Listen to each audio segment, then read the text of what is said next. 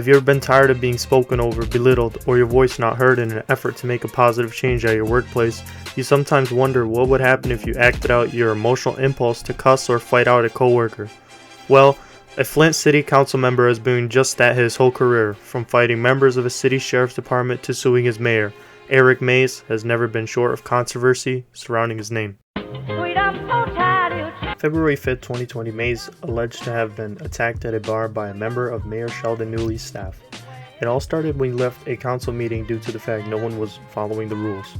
He made his way to Roop's Bar and Grill, where the city deputy sheriff of staff, Devarl Murdoch, says he was threatened by Mays with physical violence. This was a violent act because once he swung and charged me for me calling him a B, then, and you know what I mean by B, I'm just trying to be polite for the audience, then that was the act. And so then I was taken down and constantly beat. At this point, things got violent and they ended up on the floor in a scuffle. Mays says that Murdoch was slapping him on the face like the Godfather. Murdoch filed a criminal report and says he was only defending himself. They're saying that they was from the streets, whoever they was. The testimony beginning today in the drunk driving trial of Flint City Councilman Eric Mays. After being a councilman for a decade, Eric Mays was caught drunk driving. On November 30th, 2013, police made a stop at 3 a.m. where they found Mays trying to change 4 flats after heading north on a southbound highway. He faced 5 charges and chose to represent himself, saying he watched a lot of TV involving court cases. I had to prove my point to the jury. These people are not telling the truth and didn't do a thorough job. Mays acknowledged that he was drunk, but said prosecutors had no evidence on how the car got on the highway. He presented a bunch of different scenarios without confirming if any of them were true. He said someone might have slipped something in his drink that night, that his dentures may have interfered with the breathalyzer, stating his tires may have been tampered with, and even attempted to call on one of his buddies to take the stand to have him incriminate himself by implying he was the driver. He wanted me to help him try to keep this quiet because he did not want to get in any trouble. He was out drinking Grey Goose vodka with Don Williamson, and that Don was going to be very mad because he crashed his car. I ain't told nobody that I was out drinking with Don Williamson. November 11, 2015, Mays was found not guilty of 3 charges: drunk driving, refusing to be fingerprinted, and possession of marijuana, but was found guilty of a lesser charge, visibly impaired while driving. A judge later reversed this conviction and ordered a new trial. January 5, 2016, he was found guilty and served 28 days in jail. I haven't resigned yet, and I don't plan to resign. Like Hitler, what you want me to do? Go on with that. During a general meeting on January 13, 2020, things got heated after a 3-hour-long debate. Councilman Eric Mays had enough and decided to take things to the next level. There's nothing about no Jews or no Holocaust. Jews ain't a race. That's a community. But he does not represent this community. He proceeded to compare President Monica Galloway to Adolf Hitler. He then sat up in his chair and responded with a Nazi salute. Mays said he had been targeted and threatened to be removed from meetings too many times. He said he won't be apologizing for believing that Hitler was a nasty dictator. Will I do it again? Do I understand the sensitivity? I'm taking it under advice. Lowe says he has now offered to take the city council members to the Holocaust Memorial Center in Detroit. Mays says he'd be willing to go. They also visited the Charles H. Wright Museum of African American History as well. This video has been brought to you by our 225 subscribers, allowing my ambitions to become a reality. If you would like to support the channel, please subscribe and leave a like, because that allows me to keep making videos. I'm looking for Councilman Eric Mays' computer. I'm wondering if it's for sale.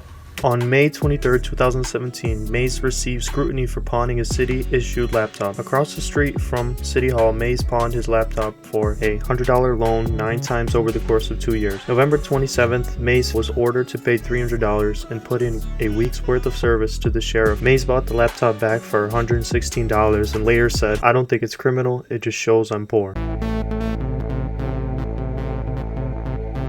September 15th of 2020, Eric Mays filed a federal lawsuit against City Mayor Sheldon Neely. After being forcibly removed from 3 city council meetings, Mays requested a $1 million settlement, claiming his rights to free speech were violated. Mays faced major criticism, with reports saying this will cost the city tens of thousands of dollars in attorney fees, wasting taxpayer money that could have went to providing and protecting the community from COVID-19. 1 year later, the city requested to garnish Mays' wages in order to pay $35,000 in legal fees after the case was dismissed. Judge Bernard Friedman ruled in favor of the city. We're tired of the verbal abuse. We're tired of abuse on the women in our council, and we say no to verbal abuse from any council member. Eric Mays was removed from his position as a council vice president and of finance committee chair after a 6-0 vote on January 28, 2020. The meeting began 4:30 p.m. and ended 11 p.m. Mays was ruled out of order due to his behavior and was escorted out. This was the second time Mays had been removed from his position. First time was in January 2019 for harassment. Mays said, "Last January, I was illegally removed for simply trying to call a meeting to order because I subpoenaed Governor Snyder, Amy Epke, and Rich Bayard to show me where over $400 million has went." Committed a rule violation. It's a sad day in the city of Flint. Lean not to your own understanding. After being the only mayoral candidate to file petitions on time, Mays didn't have enough valid signatures to qualify for a spot on the ballot, turning in 852 out of 900 required for candidate. Then call me if this wasn't enough. 9224. He faced criticism from many news outlets saying he is only running to sacrifice votes from potential candidates. He did not end up winning. This is perhaps because the last time he was on the news was 2 years prior for drinking during a virtual meeting. Well, were you at all drinking? Yes, I had a cocktail. Were you? On what level were you then? Oh, I don't think I was drunk, but I don't hardly drink, so who knows what a little cocktail might do for me. After only 5 months in his 12-month term, Eric Mays received the boot from his position as Flint City Council President. I wish you would get your knee off my neck. I can't hardly breathe. You and Miss Worthing got your knees on my neck, and it's being condoned by a majority of council. On Tuesday, April 12, 2021, the council's longest-serving member was removed in a 6-0 vote after a 10-hour-long meeting, which Mays attempted to adjourn before votes could take place. "We cannot move this city forward as long as we got this man as the president of the city council," said members of the council. We will be going to court probably.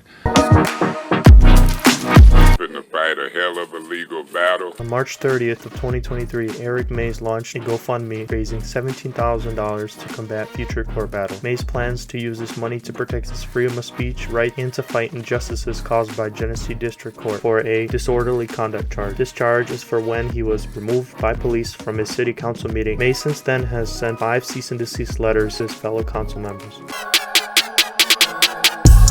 Although Mays has been in the spotlight for many controversies, he has made a positive impact in his community, fighting for the poor and disadvantaged. He has achieved many things in his decades of being on council, such as giving back houses to people all across the city before they went to land bank, helping get Flint out of a deficit and into a $24 million fund balance. He played a major part in the effort to get President Barack Obama to declare the water crisis an emergency, which helped get subsequent federal funding, and voting to switch Flint water source back to Detroit. Regardless if you think Mays is a hero for his community or if he had too much Flint water for his own good, whether it be his no BS attitude in life, his ability to press on regardless of controversy or past mistake, not letting anyone speak over him or belittle him, holding people accountable, we all can learn something from Mr. Mays. I wish you would get your knee off my neck.